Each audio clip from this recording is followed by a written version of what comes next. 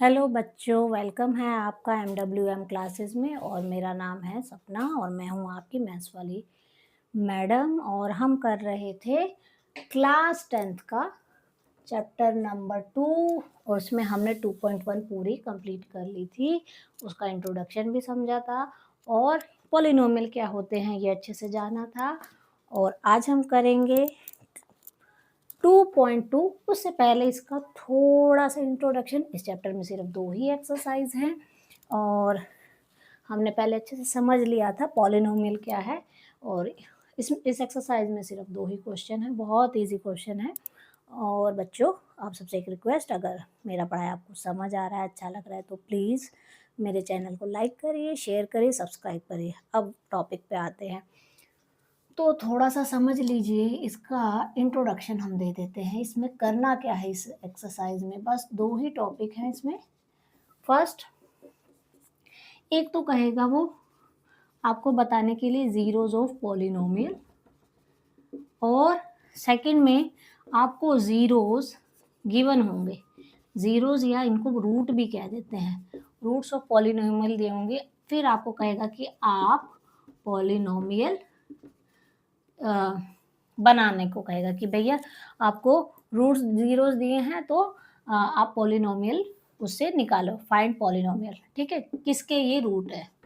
ठीक है, तो ज़ीरोज़ ऑफ पॉलिनोमियल क्या होता है, आपको कोई पॉलिनोमियल जैसे दे दिया x² - 4x + 4, तो वो कहेगा कि इसके ऐसी वैल्यू बताइए जिसपे ये पूरा x की ऐसी कौन सी वैल्यू जिसपे ये पूरा ज़ीरो हो जाए।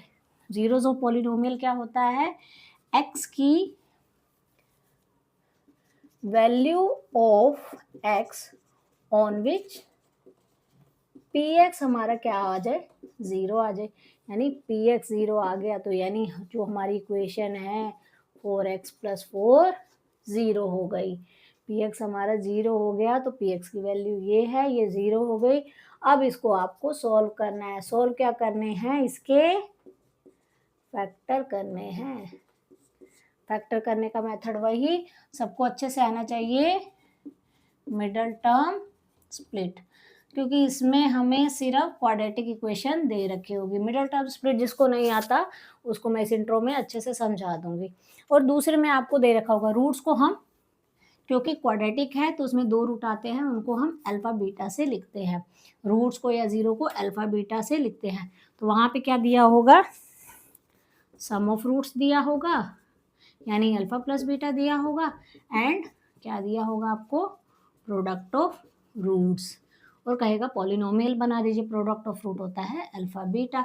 अगर ये गिवन है तो पॉलिनोमियल क्या होता है हमेशा याद रखना, पॉलिनोमियल से पहले आपको एक इक्वेशन सॉल्व करनी पड़ेगी। वो क्या होगी, x² minus time minus x time क्या आ जाएगा यहाँ पे, सम ऑफ रूट्स प्लस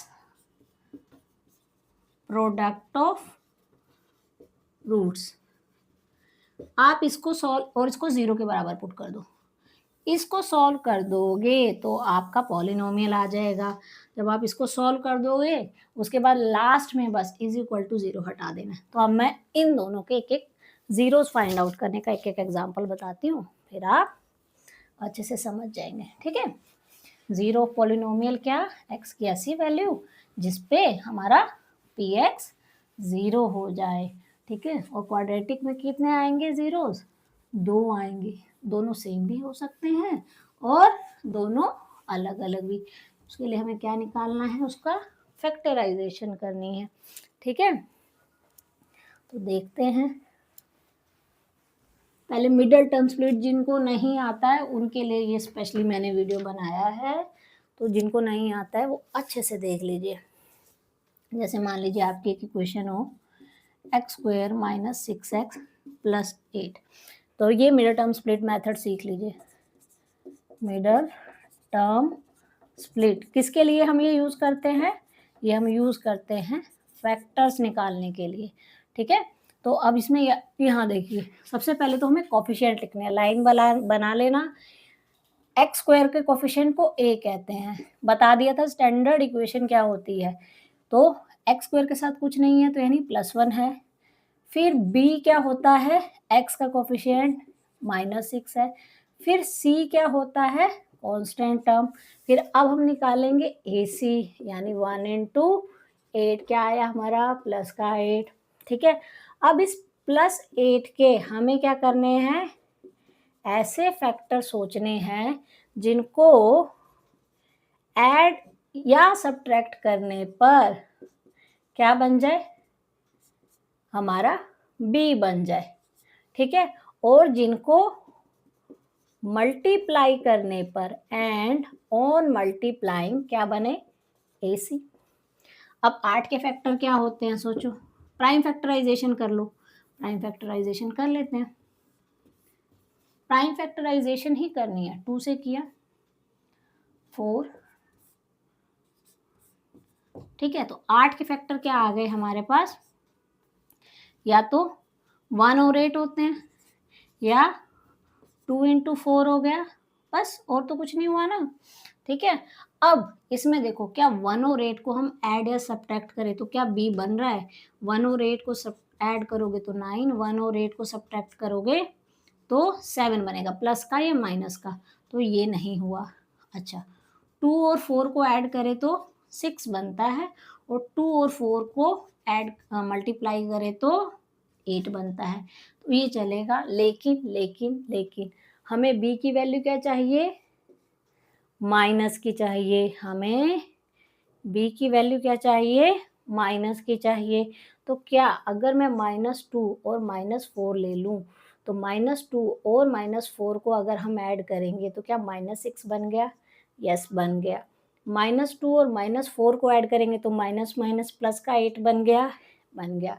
तो यानी मैं 6 की जगह क्या लिख सकती हूँ, इस मिडल टर्म की जगह क्या लिख सकती हूँ कि इक्वेशन में कोई फ़र्क ना आए।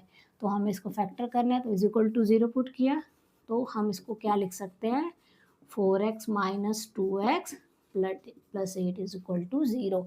देखो पेरेंट इक्वेशन ही रही, ये एक्स स्क्वायर ही है, ये +8 ही है, और -2x माइनस 4x मिलके -6x हो रहा है। ठीक है, अब इसमें से कॉमन लेंगे, पहली दो टर्म को देखते हैं। इसके पास एक्स स्क्वायर है, इसके पास एक्स है, तो दोनों में से क्या कॉमन आ गया, एक्स। कॉमन लेने का मतलब होता है डिवाइड करना, तो एक्स स्क्वायर को एक्स से डिवाइड किया तो क्या बचा, एक्स।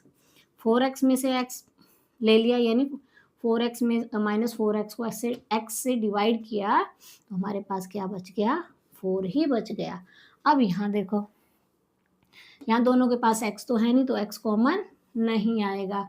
ठीक है, दोनों 2 की टेबल में जाते हैं तो 2 कॉमन आ जाएगा। ये जो कॉमन, ये जो बनता है ब्रैकेट, और ये ब्रैकेट बिल्कुल सेम होने चाहिए।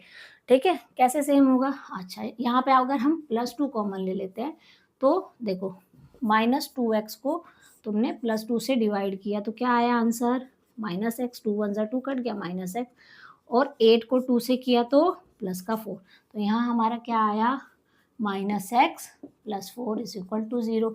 अभी मैंने बोला ये दोनों सेम होने चाहिए, तो ये दोनों सेम नहीं है, तो क्या करेंगे सेम करने के लिए, इस वाली टर्म में से हम माइनस बाहर कॉमन ले लेंगे। ले लेते हैं जी माइनस कॉमन,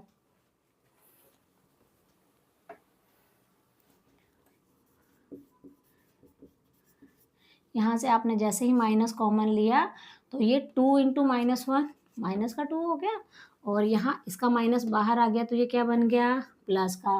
ये प्लस का था, माइनस कॉमन ले लिया यानी माइनस से डिवाइड किया, तो प्लस को जब भी माइनस से डिवाइड करते हैं तो आंसर प्लस माइनस माइनस, तो ये 4 ऐसे हो गए।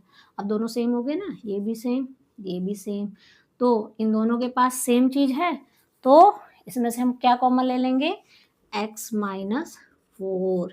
अब यहाँ से x माइनस 4 कॉमन लिया तो यहाँ क्या बच गया, सिर्फ x, और यहाँ से भी x माइनस 4 कॉमन ले लिया तो क्या है, यहाँ क्या बच गया, -2 इज इक्वल टू 0 तो इसके फैक्टर क्या हो गए, x minus 2 and x minus 4। अच्छा, दो चीज़ों का प्रोडक्ट 0 होता है कब, या तो ये 0 होगा और या ये 0 होगा, दोनों को अलग अलग 0 के बराबर पुट करके x की वैल्यू निकालेंगे। यहाँ से x की वैल्यू क्या आ गई, ये 0 है, ये इधर जाएगा +4 हो जाएगा।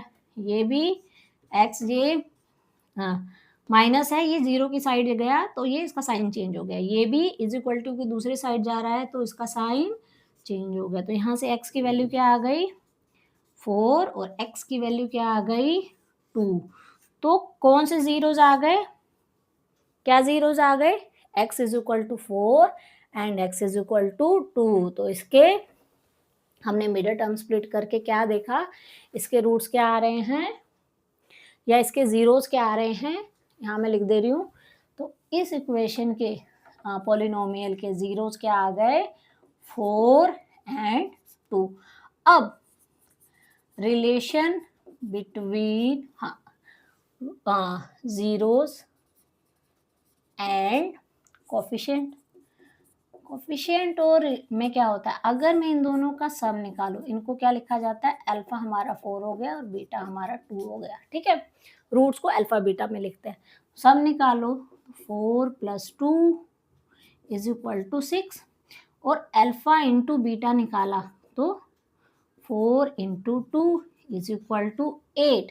अच्छा, अब हम 6 को क्या लिख सकते हैं 6/1, 8 को भी क्या लिख सकते हैं 8/1। तो ये क्या है, देखो ये b की वैल्यू है, लेकिन b हमारा क्या है -6, b हमारा क्या है -6। यहाँ पे मैं लिख रही हूँ नीचे कि b तो हमें क्या दे रखा है भाई -6, b क्या है -6। तो 6 किसके बराबर हो गया, ये साइन इधर नहीं चला गया, तो -b किसके बराबर हो गया 6। तो ये क्या हो गया -b और a क्या है हमारा 1, b/a और ये क्या बन गया हमारा c/a। तो याद रखना है सम ऑफ रूट्स कितना आता है alpha plus beta minus b/a और अल्फा इंटू बीटा होता है हमारा c/a। तो ये मिडल टर्म स्प्लिट और ये रिलेशनशिप मैंने बता दिया, ये बहुत ज़रूरी है और इसी के बेस पे क्वेश्चन आते हैं। ठीक है, अब हम करेंगे एक्सरसाइज के क्वेश्चन।